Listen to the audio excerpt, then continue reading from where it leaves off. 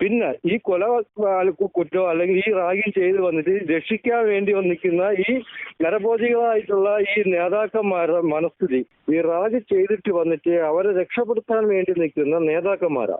ഏത് പാർട്ടി ആയിക്കോട്ടെ. പക്ഷെ ഇപ്പൊ ഒരൊറ്റ പാർട്ടി മാത്രമേ റാഗ് ചെയ്യുന്നവരെ രക്ഷപ്പെടുത്താൻ വേണ്ടി നിൽക്കുന്നുള്ളൂ. നിങ്ങൾ കൊന്നിട്ട് വന്നാലും കുഴപ്പമില്ല, എന്ത് ചെയ്തിട്ട് വന്നാലും കുഴപ്പമില്ല, ഞങ്ങൾ നിങ്ങളെ രക്ഷിച്ചോളാം.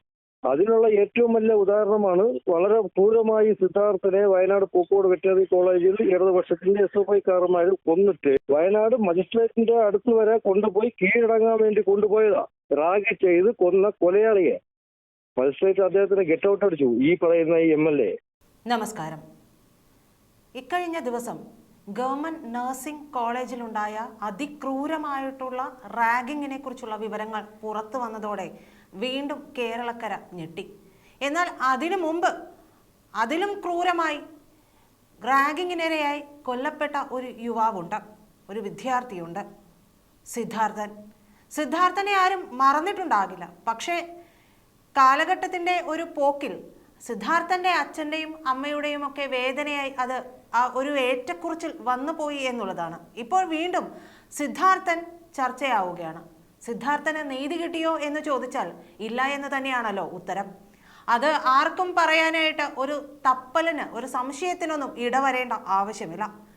ഇക്കഴിഞ്ഞ ദിവസം, അതായത് ഇന്നലെ, ഞങ്ങളുടെ പ്രതിനിധി സിദ്ധാർത്ഥൻ്റെ അച്ഛനുമായി, അതായത് ഗവൺമെന്റ് കോളേജിൽ, നഴ്സിംഗ് കോളേജിലുണ്ടായ അതിക്രൂരമായ റാഗിങ്ങിന്റെ വിവരങ്ങൾ പുറത്തു വന്നപ്പോൾ ഞങ്ങളുടെ പ്രതിനിധി സിദ്ധാർത്ഥന്റെ പിതാവുമായി ബന്ധപ്പെട്ടിരുന്നു. അദ്ദേഹം പറയുന്നത് ഇനിയും ഇത് സംഭവിച്ചുകൊണ്ടിരിക്കും. കാരണം ഈ റാഗ് ചെയ്യുന്നവരെക്കാൾ ക്രൂരന്മാരായിട്ടുള്ള നേതാക്കൾ ഇവരെ സംരക്ഷിക്കാൻ പുറത്തു നിൽക്കുകയല്ലേ. അത്തരത്തിൽ പുറത്തു നിൽക്കുമ്പോൾ, അങ്ങനെയുള്ള ആളുകൾ പുറത്തു നിൽക്കുമ്പോൾ എങ്ങനെയാണ് ഇതിനൊരു തുടർച്ച ഇല്ലാതെയാകുന്നത്? ഇതിന് തുടർച്ച ഇല്ലാതെയാകണമെങ്കിൽ പൊതുജനങ്ങൾ ഒന്നടങ്കം ഇതിനു വേണ്ടി രംഗത്തിറങ്ങണം. നഴ്സറി ഘട്ടം മുതൽ PTA ഉൾപ്പെടെ അധ്യാപകരും വിദ്യാർത്ഥികളുടെ അച്ഛനമ്മമാരും ചേർന്ന് ഈ റാഗിങ്ങിനെതിരെയുള്ള നടപടികൾ കൈക്കൊള്ളണം. അതല്ലാത്ത പക്ഷം ഇതിങ്ങനെ തുടർന്നുകൊണ്ടേയിരിക്കും. കാരണം വീണ്ടും അദ്ദേഹം പറയുന്നു, ഇത്തരത്തിലുള്ള നരാധമന്മാർ, ഈ ക്രൂരന്മാരായ റാഗിങ് ചെയ്യുന്ന വിദ്യാർത്ഥികളെ സംരക്ഷിക്കാൻ പുറത്തു നിൽക്കുമ്പോൾ ഇത് തന്നെ സംഭവിച്ചു കൊണ്ടിരിക്കും. ഏറെ വേദനയോടെ അദ്ദേഹം പറയുകയാണ്, ഇതെന്റെ ഒരു അഭിപ്രായമല്ല, ഒരു ആഗ്രഹമാണ്. ഇത് നടന്നുവെങ്കിൽ, ഇങ്ങനെ ഒരു കാര്യം നടപ്പാവുകയാണെങ്കിൽ, റാഗിങ്ങിനെതിരെ എല്ലാവരും ഒന്നിച്ച് നിന്ന് പോരാടുകയാണെങ്കിൽ ഒരുപക്ഷെ നാളെ മറ്റൊരാൾക്ക് ഇത്തരത്തിലൊരു ദുരനുഭവം ഇല്ലാതെയാകാം.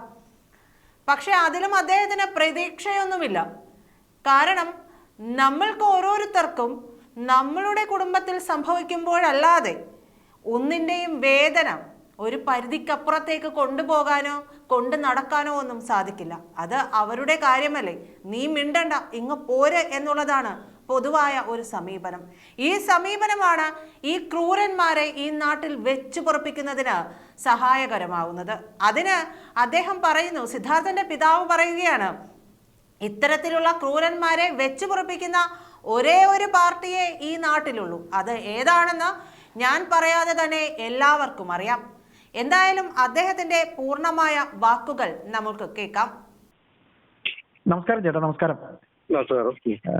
നമുക്ക് ഇപ്പോൾ നാം കേൾക്കുന്ന റാഗിംഗ് വിഷയങ്ങൾ, കോട്ടയത്തെ നഴ്സിംഗ് കോളേജിലെ വിദ്യാർത്ഥികൾ റാഗിങ്ങിലേക്കും ഇങ്ങനെ അതിക്രൂരമായി തങ്ങളുടെ ജൂനിയേഴ്സിനെ പീഡിപ്പിക്കുന്നത് ഒരു വീഡിയോ ശകലം ഉണ്ടായതിന്റെ ഒരു തെളിവ് കൊണ്ട് മാത്രമാണ് പുറത്തു വന്നത്. ഇവിടെ സിദ്ധാർത്ഥന്റെ പിതാവായ താങ്കളുടെ കുടുംബത്തിന് ഉണ്ടായ തീരാനഷ്ടം നമുക്കൊരിക്കലും മറക്കാൻ കഴിയും.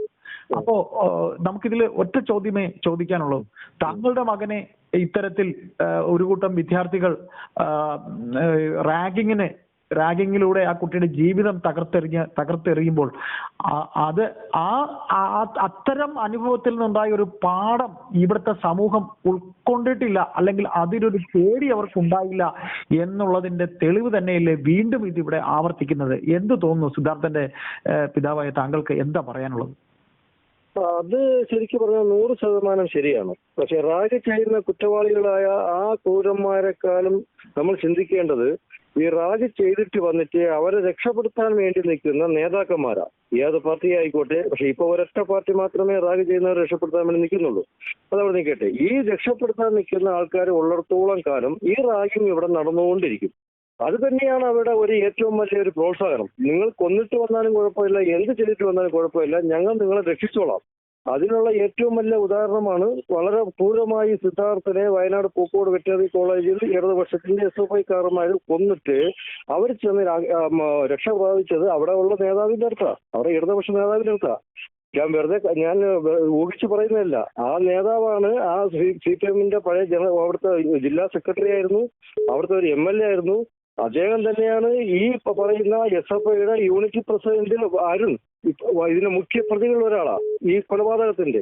അവനെ കൊണ്ടുപോയി വയനാട് മജിസ്ട്രേറ്റിന്റെ അടുത്ത് വരെ കൊണ്ടുപോയി കീഴടങ്ങാൻ വേണ്ടി കൊണ്ടുപോയതാ.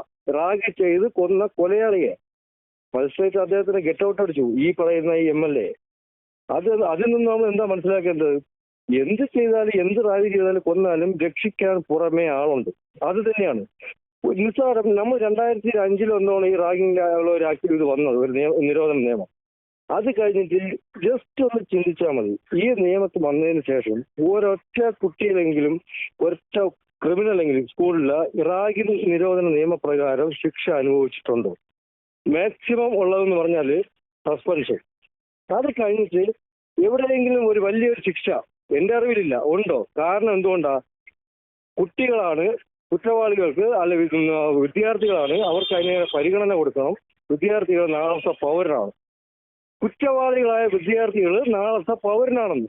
അപ്പൊ അവിടെ ശിക്ഷ അനുഭവം അവിടുത്തെ ഈ കുറ്റം ഈ അനുഭവിച്ച ഇപ്പൊ ഏറ്റുവാങ്ങിയ അല്ലെങ്കിൽ ക്രൂരവാദം ഏറ്റുവാങ്ങിയ വിദ്യാർത്ഥികൾക്ക് മാനസിക പരിഗണനയില്ല. അവരെ വീട്ടുകാരുടെ ദുഃഖം നോക്കണ്ട, ഒന്നും നോക്കണ്ട. കുറ്റവാളികള് അവര് വിദ്യാർത്ഥികളാണ്, അവരെ മാനസിക പരിഗണന വെച്ച് അവരെ എക്സാം എഴുതുന്ന, അവരെ പഠിക്കാൻ അനുവദിക്കണം. അവർ നാളത്തെ പൗരനാണെന്നാണ് പറയുന്നത്. ഈ കൊല ചെയ്ത് കഴിഞ്ഞാൽ അല്ലെങ്കിൽ കഴിഞ്ഞാൽ ഈ വിദ്യാർത്ഥി നോക്കണ്ട, അല്ലെങ്കിൽ മരണപ്പെട്ടു പോയ വിദ്യാർത്ഥിക്ക് നാളത്തെ പൗരനല്ല.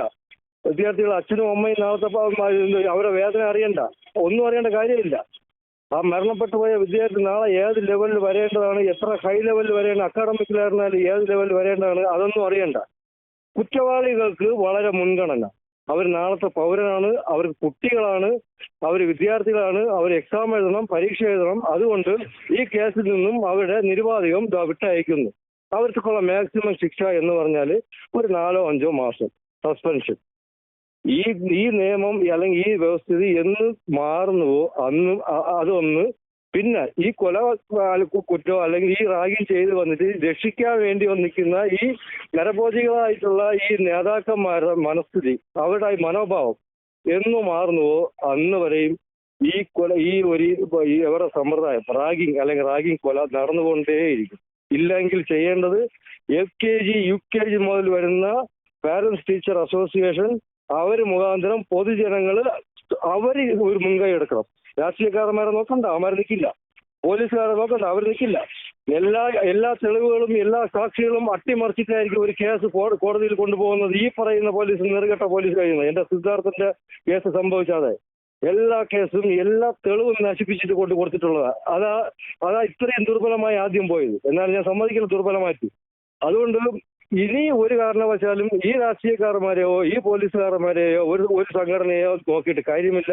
LKG UKG മുതൽ ഒരു കുട്ടിയെ സ്കൂളിൽ ചേർക്കുമ്പോൾ അവിടുത്തെ പാരന്റ്സ് ടീച്ചർ അസോസിയേഷൻ എടുക്കേണ്ട ഒരൊറ്റ തീരുമാനമാണ് ഈ റാഗിംഗ് നിരോധനമായിട്ടുള്ള ഒരു തീരുമാനം. ഒരു കുട്ടി ഒരു ചെറിയ പ്രശ്നം തന്നെ വീട്ടിൽ വന്ന് പറഞ്ഞു കഴിഞ്ഞാൽ പിറ്റേ ദിവസം അവിടെ മിനിറ്റ്സ് ഒഴിപ്പിച്ച് കമ്മിറ്റി കൂടണം. കമ്മിറ്റി കൂടിയിട്ട് അതിൽ ഗവൺമെന്റ് ബോഡിയെ നോക്കേണ്ട കാര്യമില്ല, ഒരു രാഷ്ട്രീയക്കാരനെ നോക്കേണ്ട കാര്യമില്ല. ഹെഡ് മാസ്റ്റർ പ്രിൻസിപ്പാൾ അപ്പോൾ തന്നെ അറിയിക്കുക. അന്നേക്ക് അവിടെ ഒരു മീറ്റിംഗ് വിളിച്ച് കൂട്ടുക. ആരാണ് കുറ്റവാളി അവനെ പുറത്താക്കുക, മാതൃകാപരമായി ശിക്ഷിക്കുക വേണം. അത് LKG UKG മുതൽ പ്രൊഫഷണൽ കോളേജ് ലാസ്റ്റ് ഇറങ്ങുന്ന കോളേജ് വരെ ഈ സമ്പ്രദായം വേണം. അതിൽ പൊതുജനങ്ങൾ ഇറങ്ങിയേ പറ്റുള്ളൂ. ഇറങ്ങിയില്ല എന്നുണ്ടെങ്കിൽ വോട്ട് നേടാൻ വേണ്ടിയിട്ടുള്ള ഈ രാഷ്ട്രീയക്കാരന്മാര് ഈ കുട്ടി സഖാക്കളെ ഉണ്ടാക്കാൻ വേണ്ടിയിട്ട് അല്ലെങ്കിൽ കുട്ടി നേതാക്കളെ ഉണ്ടാക്കാൻ വേണ്ടിയിട്ട് മയക്കുമരുന്നും കാര്യങ്ങളും കൊടുത്തിട്ട് ഇതുപോലുള്ള റാഗിങ് ചെയ്തുകൊണ്ടിരിക്കും. പോലീസുകാരന്മാരെ അറിഞ്ഞാലും ശരി, നീതിന്യായന്മാർക്ക് അവർക്ക് കാശ് വേണം. ജാമ്യത്തിലാക്കാൻ വേണ്ടിയിട്ട് അവർ പോവും. അവർ വക്കീലിന്റെ അടുത്ത് പോകും, ജാമ്യം കൊടുക്കും, ജാമ്യം വാങ്ങിക്കൊടുക്കും. അത് അവരുടെ ജോലിയാ, അത് കുറ്റമായിട്ട് കാര്യമില്ല. പോലീസുകാരനെ അവന്റെ റെക്കമെൻഡേഷൻ ഒരു രാഷ്ട്രീയക്കാരനെ ഒരു പുള്ളി വന്നു കഴിഞ്ഞാൽ അവന്റെ ആൾക്കാരെ രക്ഷപ്പെടുത്തിക്കൊണ്ട് പോകണം. അത് അവനെ കുറ്റം പറഞ്ഞിട്ട് കാര്യമില്ല, ഇല്ലെങ്കിൽ അവന്റെ പണി തിരക്കി. ഇത് ഇവിടുത്തെ സമ്പ്രദായമാണ്.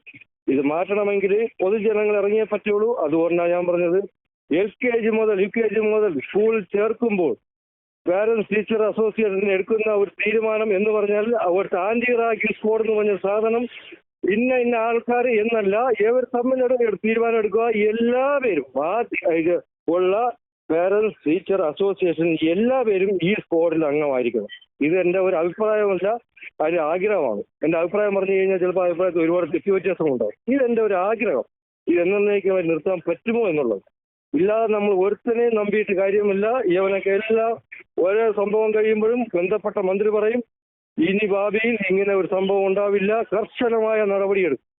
സിദ്ധാർത്ഥനെ കൊന്നപ്പോൾ കർശനമായ നടപടിയെടുക്കുമെന്ന് ഉന്നത വിദ്യാഭ്യാസ മന്ത്രിയും മൃഗസംരക്ഷണ വകുപ്പ് മന്ത്രിയും ഘോരഘോരം പ്രസംഗിച്ചിട്ട് ഒരു വർഷമാകുമ്പോൾ ഇപ്പൊ ഏകദേശം ഒരു 10-100 റാഗിങ് ആയിട്ടുണ്ട്.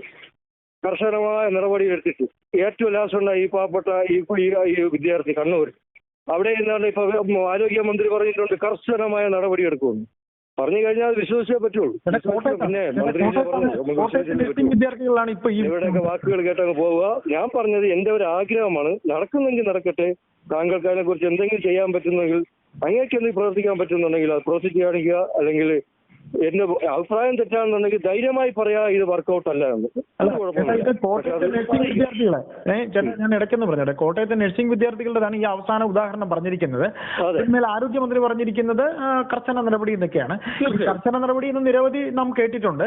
അപ്പോൾ ഏതായാലും സിദ്ധാർത്ഥന്റെ പിതാവിനോട് ഈ ഒരു കാര്യം നമുക്ക് ചോദിക്കേണ്ടി വരുന്നതിൽ ശരിക്കും വിഷമമുണ്ട്. മകൻ നഷ്ടപ്പെട്ട ഒരു അച്ഛനോട് വീണ്ടും ആ പഴയ ഓർമ്മകളിലേക്ക് കൊണ്ടുപോയി അത്തരം ചോദ്യങ്ങൾ ചോദിച്ചതിൽ താങ്കൾ നമ്മോട് ക്ഷമിക്കുക. ഏതായാലും ആ വേദനയുടെ മുറിപ്പാടിൽ തന്നെ താങ്കളുടെ കുടുംബം ആ മുറിപ്പാട് ഒരിക്കലും ഉണങ്ങാത്ത ഒരു മുറിപ്പാട് തന്നെയാണ്. അത്തരത്തിലുള്ള നിരവധി സംഭവങ്ങൾ ശേഷം ഉണ്ടായിട്ടും കണ്ണു തുറക്കാത്ത സർക്കാരും നീതി ന്യായ വ്യവസ്ഥയെക്കുറിച്ചും നമുക്ക് പരിതപിക്കാനേ ഇപ്പോൾ കഴിയുന്നുള്ളൂ. വിഷയത്തിൽ പ്രതികരിച്ചതിൽ നന്ദി. താങ്ക് യു ഏട്ടാ. Thank you.